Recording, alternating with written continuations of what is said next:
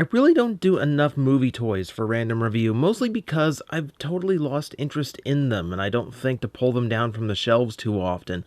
But there were ones that I can remember everyone going nuts for when they first came out. Everyone was in love with these toys. And chief among them, in my memory, is this guy. This is Terradive from the Hunt for the Decepticons line. And already, right off the bat, you can see why so many people really gravitated to this toy. Look at how sleek this toy is. Look at the lines. Look at the lack of undercarriage. I mean, just from the standpoint here of the vehicle mode, this is extremely clean and well done. So already it is off to a very strong start. Primarily cast in orange plastic with a lot of black and a little bit of white. It does come off a little bit Sunstorm, a little bit Creamsicle.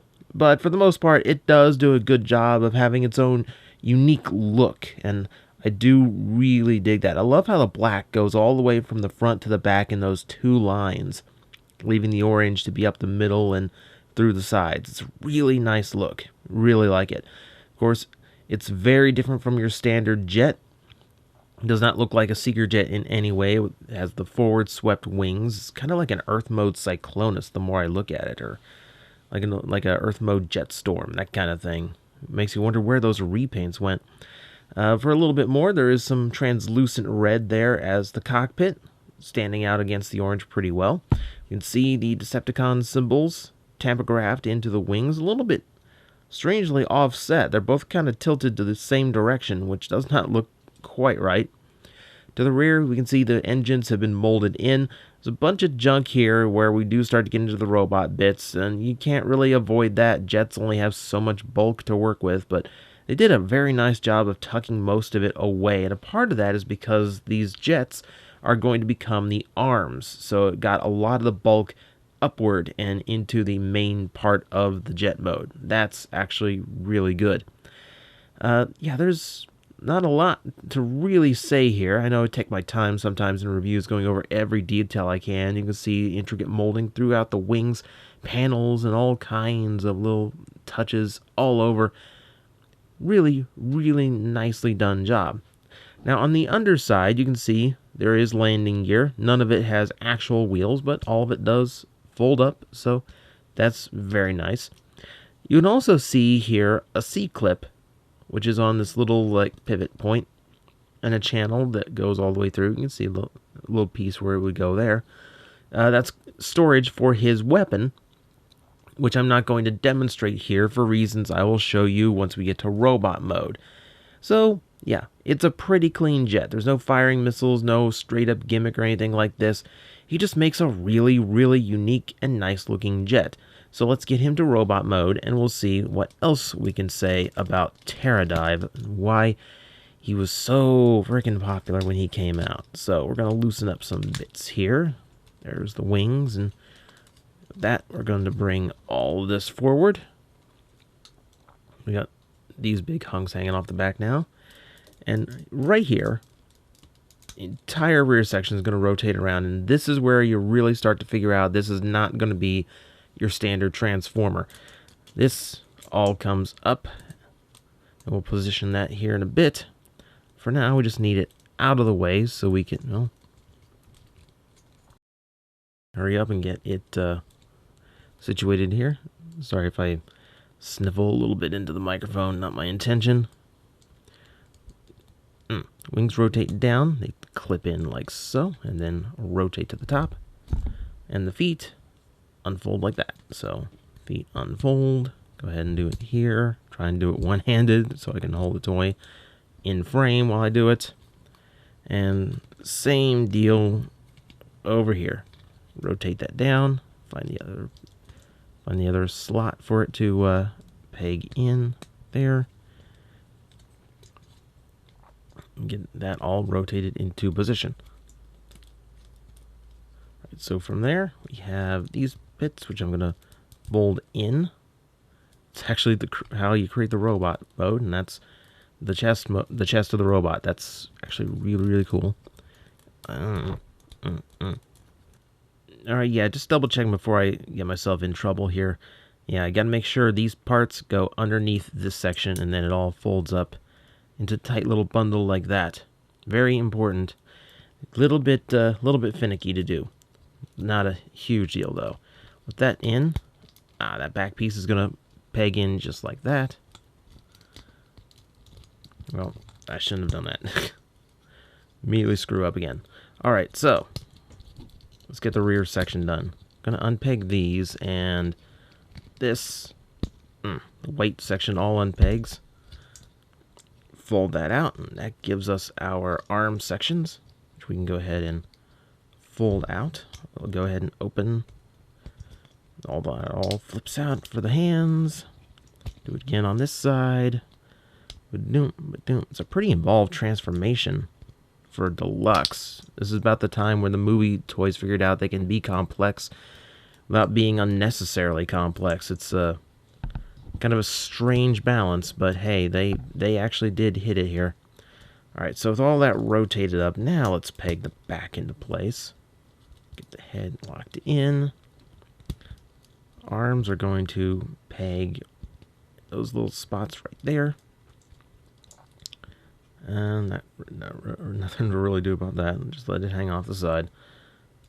And with that, my friends, stiff knees. We have Terradive in his full robot mode. Takes a little bit longer than I expected, but it is a pretty involved transformation. Another reason why I think this guy is really popular. You can also see just the silhouette of him alone is very different from your standard Decepticon jet. He doesn't have the giant backpack of wings. He doesn't rely on the cockpit being his torso, mostly. For the most part, it is extremely different from your standard aesthetic, and I think that's one of the big successes to his popularity. We're going to go ahead and take a look at the head. There's a really unique head here. It's very swept back, very sharp lines. Well, I say unique, but it does remind me of a few. Of course, the club used it for depth charge, and it does kind of work for that. I get something of a RID Night Cruise vibe, which is your Beast Machine spy streak. But that's just me and my personal memories. It is an extremely cool looking robot mode head, and it is pretty much a standout as far as designs go. So good on ya. You can see the torso here is completely made up of the nose cone and those little side wings from the front of the jet mode, folded up into this unique shape. This is very, very cool. One thing I do say about, especially in Decepticons, if you're going to do a jet that's not supposed to be a seeker, you have to go as far away from those aesthetic touches as possible. The cockpit shouldn't be the chest. You shouldn't have a big backpack of wings if it can be avoided.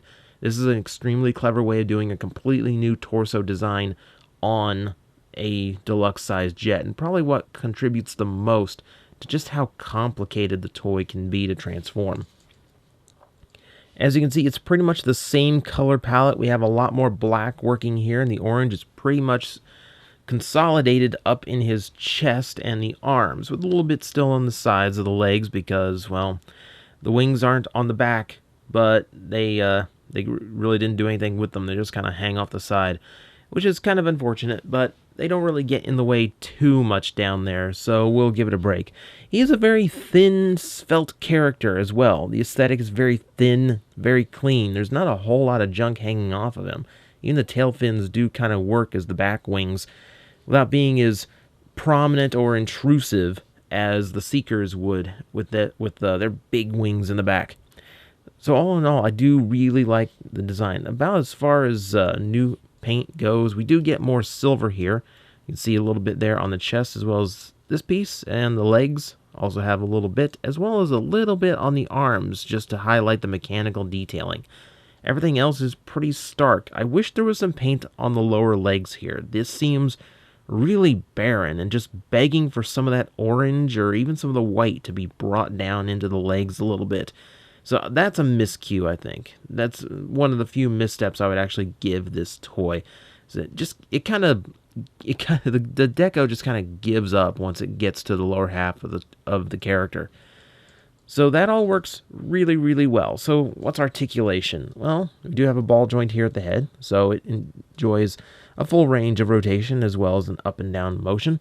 Universal joints at the shoulders, so outward and up and down movement, nice and solid, though the connection piece can have a tendency to come out on you if you're not careful. Full bicep rotation, double jointed elbows, give him a great range of motion there. Nothing in the wrist because of how it transforms. No waist. It's becoming a thing. Ball joints in the hips, great range. Everything's smooth, and a little bit of the back kibble gets in the way. A little bit of moving the leg back, but it's not terrible. Thigh rotation. Let's see, how do our knees work? Knees work to the 90 degree.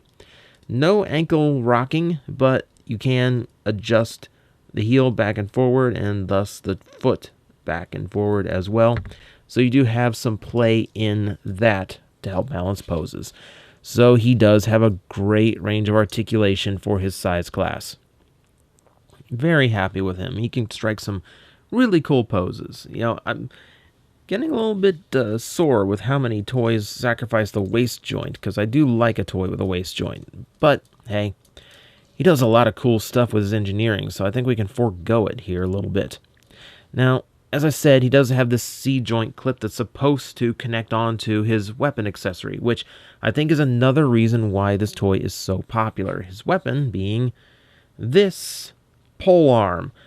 Very, very unique weapon, especially for a Decepticon. I would not typically expect something like this out of a character, which is incredibly cool.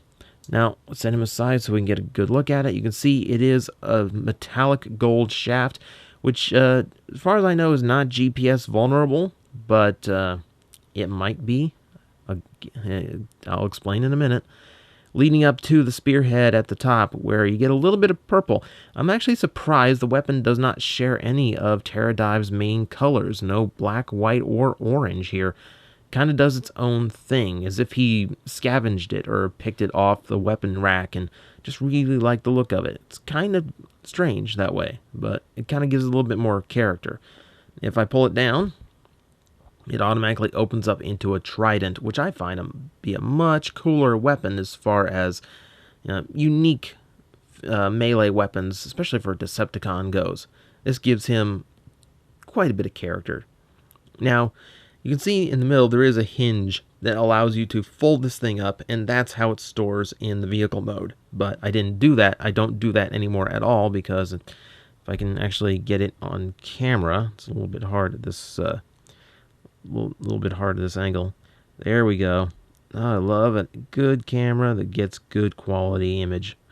Look at that crack. This is a very, very thin bit of plastic. The whole thing is very, very thin. You can also see it's, I think it kind of wants to go on the other side as well. So this is prone to breakage. Supposedly not due to the gold plastic, because it snaps instead of, breaking into dust like gold plastic does. But it does mean that this toy is very, very vulnerable to losing his weapon accessory, which is unfortunate, because it is a very cool and very different accessory. If we can go ahead and peg it in. And it does look quite cool in his hands. Of course, he can double arm it too. He does have the articulation for that. But I think he looks cool just kind of posing it kind of Aquaman style, just very authoritative, very in charge, ye shall not pass such. I think it looks really cool on him, in spite of its fragility. So that, my friends, is Terradive. Extremely unique toy that really needed to get a few more repaints than it did. It is of exceptional design and engineering. They did a great job of making a new jet that looks nothing like a Seeker and has enough interesting design and engineering quirks to really stand out pretty well on his own. The only thing to watch out for is, of course, that frail weapon, which is really unfortunate. Aside from that, solid all the way around. I could see why people still go nuts on this one.